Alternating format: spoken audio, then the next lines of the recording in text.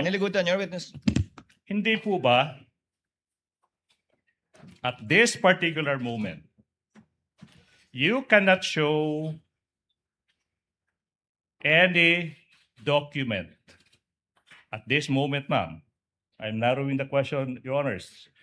At this moment, wala kayong maipakitang dokumento o anuman na magpapatunay na tinanggap, inacknowledge ni Colonel Lachica yung pagtanggap niya ng 125 million pesos galing sa iyo sa araw na yan, December 20. I-release ko po kay security officer kasi siya po ang itinalaga ng aming Vice President, Your Honor, at siya ang nakakaalam paano i-implement ang mga confidential activities, Your Honor.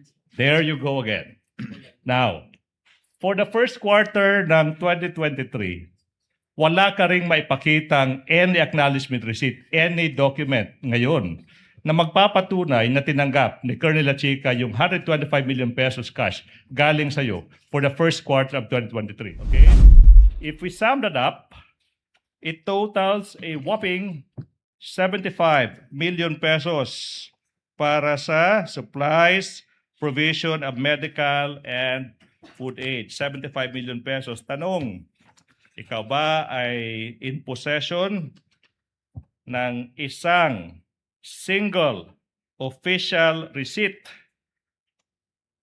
na magpapatunay na talagang ginamit yung 75 million pesos para sa pagbili ng supplies, medical and food aid? Your Honor, as I browse or as I verify po ng mga acknowledgement receipt na binigay sa akin ni SO Officer Colonel Lachica, naitanong ko po siya kasi may napansin po ako na ang iba walang date, walang name, may perma.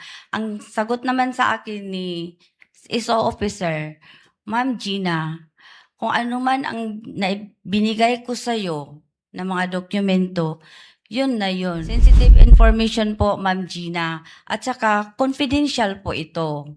Kaya kung ano ang binigay ko sa iyo na mga acknowledgement receipt, yun po, yun. Yun na yun. Okay. With the indulgence of counsel, matapos kayong makatanggap ng AOM galing sa COA ICFAO na naghahanap ng resibo, hindi nyo hiningan pa rin si Colonel Lachica ng resibo? So sinabi kanina na since may format yung certification, hindi po pwedeng i-modify ng Office of the Vice President yung format na yan. Hindi po ba?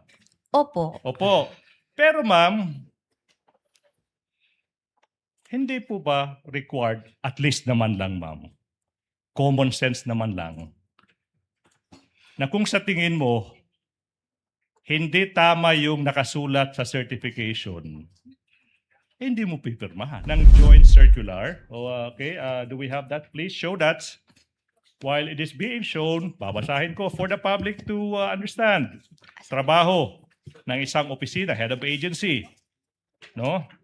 To institute and maintain sound and effective internal control measures to discourage and prevent irregular, unnecessary, excessive, extravagant, and unconscionable expenditures, as well as promote prudence in the use of government resources. Tapos, sinasabi po dito, yung paggamit daw po ng confidential fund for office setup, furniture, or general supplies is prohibited dahil ito bypasses standard public procurement transparency rules without serving direct classified surveillance function.